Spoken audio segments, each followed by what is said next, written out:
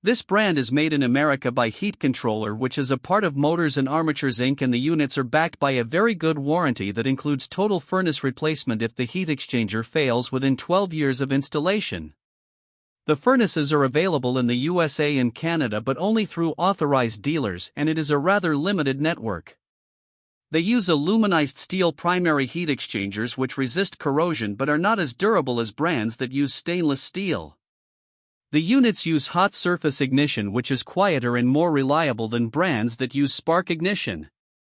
The GUH92C models are basic single-stage gas furnaces with a 92% AFUE efficiency and a constant torque blower motor, while the GUH95C models have a 95% AFUE combustion efficiency and the GUH96C models have 96% AFUE rating. They are for upflow and horizontal installations, while the GDD versions of those models are for downflow installations.